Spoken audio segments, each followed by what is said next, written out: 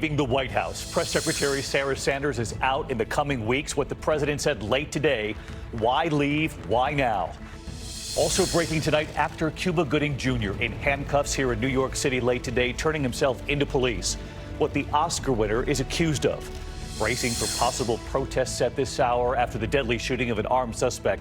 U.S. Marshals opening fire. Protesters then clashing with the police. At least 36 officers hurt. 2 oil tankers attacked overseas. The U.S. tonight blaming Iran, and with tensions mounting. Martha Raddatz is live tonight. What does this all mean? Potentially dangerous thunderstorms sweeping into the Northeast tonight. D.C. to Philly, New York to Boston, and word that 2 have been hit by lightning outside Pittsburgh. Rob Marciano standing by with the track. Jessica Biel on vaccines tonight. The actress now clarifying her position after meeting with anti-vaccination advocate Robert F. Kennedy. The new lawsuits against Amazon tonight. Parents now claiming Alexa, designed for children, may record your children and store what they say. And after our exclusive tour of Notre Dame Cathedral, what we've learned tonight, you'll want to hear this. This is ABC World News Tonight with David Muir. Good evening. It's great to have you with us here on a very busy Thursday night. We have several developing stories as we come on tonight, but we do begin with that unexpected departure at the White House today. President Trump revealing late today that his longtime press secretary, Sarah Sanders, who has defended him for so long, will be stepping down. Her duties often went beyond what we see from a press secretary by the president's side just days ago at Buckingham Palace for dinner with the Queen. But she has also faced criticism, the Mueller report for one, questioning her credibility. So why leave? Why now? ABC's chief White House correspondent Jonathan Karl leading us off. An unwavering defender of the president, beloved by his supporters, despised by his enemies, Sarah Sanders is moving on. She's done an incredible job. We've been through a lot together, and she's tough, but she's good. It's one of the greatest jobs I could ever have. I've loved every minute, even the hard minutes. She served Trump for 3.5 tumultuous years, recently coming under intense criticism for what she said at a White House briefing shortly after the president fired FBI Director James Comey. The rank and file of the FBI had lost confidence in their director. What gives you such confidence that rank and file within the Bureau lost faith in the FBI Director? Look, we've heard from countless members of the FBI that say very different things. Special counsel Robert Mueller singled out that comment in his final report, directly raising questions about her credibility. Sanders told this office that her reference to hearing from countless members of the FBI was a slip of the tongue, Mueller wrote. She also recalled that her statement in a separate press interview that rank-and-file FBI agents had lost confidence in Comey was a comment she made in the heat of the moment that was not founded on anything. Sanders' briefings were often heated and combative as she clashed with the White House press corps. Eventually, she stopped doing them, the last briefing more than 3 months ago. But as she took a lower public profile, she became one of the president's closest and most important advisors. She is one of the few White House aides who traveled with the president on every single foreign trip he has made, attending his meetings with Kim Jong-un, sitting next to Prince Charles at a dinner with the president just last week in London. And John Karl with us live tonight from the White House. And John, Sarah Sanders has 3 small children, as we know. She says she's leaving for personal reasons and moving back to Arkansas. We also point out tonight that there's news about another one of the president's top advisors, is Counselor Kellyanne Conway. A federal watchdog, David, has found that Kellyanne Conway violated or accused her of violating federal law by engaging in political activity on the job. This group has issued a report saying that she should be fired. The White House says that is just not going to happen, and they insist that Kellyanne Conway has done absolutely nothing wrong. John Karl leading us off. John, thank you. In the meantime, Sarah Sanders' departure comes just 24 hours after that ABC News exclusive with the president. In that interview with George Stephanopoulos, the president doubling down. George asking if Russia, China, a foreign power, offers the president dirt on his next opponent, he said he would take it. Tonight, Democrats outraged, even some Republicans expressing alarm, and ABC's Mary Bruce is on the Hill. Tonight, Democrats are outraged. Even some Republicans couldn't believe it when the president said he would take dirt from a foreign power on his opponent in 2020. If somebody called from a country, Norway, we have information on your opponent. Oh, I think I'd want to hear it. You want that kind of interference in our elections? It's not an interference. They have information. I think I'd take it. If I thought there was something wrong, I'd go maybe to the FBI. But you go and talk honestly to congressmen. They all do it. They always have. And that's the way it is. It's called Oppo research.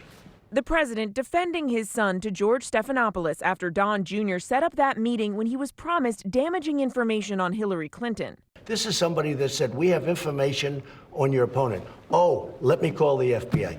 Give me a break. Life doesn't work that way. The FBI director says that's what should happen. The FBI director is wrong. House Speaker Nancy Pelosi today called the president's comments an assault on democracy, but she's not budging on impeachment. If the president is inviting foreign interference, why is that not grounds to move towards impeachment? What we want to do is have a methodical approach to the path that we are on, and this will be included in that. But not any one issue is going to trigger, oh, now we'll go do this. The president's comments drawing fire from potential opponents. The conduct of this president is sending a signal to our adversaries around the world, and fill in the blank, North Korea, Russia, fill in the blank. He's sending a signal to them, hey, come on in for 2020. Even one of the president's top allies on Capitol Hill, Republican Senator Lindsey Graham, says the president is wrong. I would make it real clear if I were the president. I want to make it real clear. If you're approached by a foreign government or a representative of a foreign government or anyone claiming to be a representative of a foreign government, they want to help you on your campaign, the answer is no. Mary Bruce with Lindsey Graham there. She's with us tonight from Capitol Hill. And Mary, tonight some members of Congress, really from both parties, are talking about this legislation that would require a candidate to call the FBI if they're approached by a foreign power. Well, David, both sides of the aisle agree that action needs to be taken to prevent foreign influence in our elections. Now, it's not a done deal yet, but both sides bipartisan support for this legislative push that would require any candidate approached by a foreign power to immediately contact the FBI. David. Mary Bruce with us live tonight as well. Mary, thank you. We are also following growing tensions tonight with Iran after new attacks on those shipping vessels in the Gulf of Oman. The U.S. pointing the finger at Iran tonight. Iran now denying the claim. One of the tankers catching fire, the crew on both tankers abandoning ship. We do know that one of the tankers belonged to the Japanese, and all of this comes as the Japanese prime minister is in Iran trying to bridge the gap between the U.S. and Iran. Oil prices spiking today, and so did alarm amid this growing split between the U.S. and Iran. And ABC's chief global affairs correspondent Martha Raddatz was just in Iran. Smoke billowed hundreds of feet high from one of the crippled oil tankers, an explosion at sea. The crew forced to abandon ship. The 23 crew members rescued, and now in an Iranian port city, the Iranians releasing images of the crew watching television. The crew from the other tanker that was attacked, a Japanese-owned vessel, also rescued and on board the USS Bainbridge. The attacks occurred in the Gulf of Oman, about 45 minutes apart, the same waters where 4 oil tankers were sabotaged last month. Today, the Secretary of State wasting no time in pointing the finger at Iran. This assessment is based on intelligence, the weapons used, and the fact that no proxy group operating in the area has the resources and proficiency to act with such a high degree of sophistication. U.S. officials say mines attached by magnets were likely used in the attack, and the U.S. Navy has spotted an unexploded mine on the hull of the Japanese oil tanker, which could provide further evidence as to who placed it there. There are elements within the Iranian regime that do not want the U.S. and Iran to ever come to a bargaining table. So let's get right to Martha Raddatz live in Washington tonight. And Martha, you were just in Iran interviewing the foreign minister who told you that there would be dangerous consequences if the U.S., escalated these tensions. And now we have the secretary today publicly blaming the Iranians. You know, David, I asked the foreign minister specifically about what he meant by consequences, and he told me he would rather keep President Trump guessing. But in this case, David, it is the attacks themselves that have escalated tensions, David. Martha Raddatz, who continues to monitor this major story. Martha, thank you. And next tonight to the images right here in New York City late today, actor Cuba Gooding Jr. turning himself into police. What the Oscar winner is accused of. And here's ABC's Lindsay Davis now.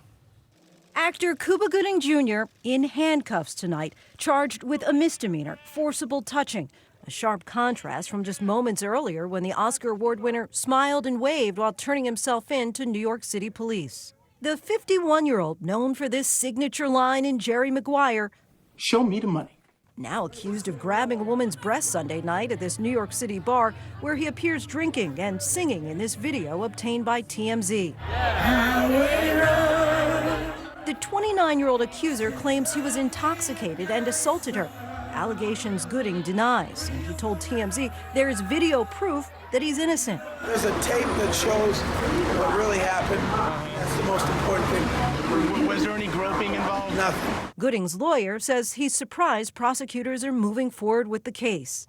There is not a scintilla of criminal culpability that can be attributed to Mr. Cuba Gooding Jr. Gooding entering a plea of not guilty today. His lawyer says that he's reviewed more than 2 hours of surveillance video from that bar, which he says vindicates his client. David. Right, Lindsay Davis with us tonight. Lindsay, thank you. And to other news, in the deadly police shooting that sparked a night of protests in Memphis, federal marshals were serving a warrant. They engaged with an armed suspect, firing and killing him. And as word of the shooting spread through the neighborhood, so did the anger, spiraling into violence. At least 36 officers were hurt. And here's ABC's Steve Osunsami. This was the violent scene. The streets versus Memphis police. They have a group that's gathered and they're pushing against the squad cars. People were angry based on what they heard, that a young black man was killed. They were throwing rocks and bricks at police and riot gear. A total of 36 officers were hit, and 6 of them had to be treated at a nearby hospital.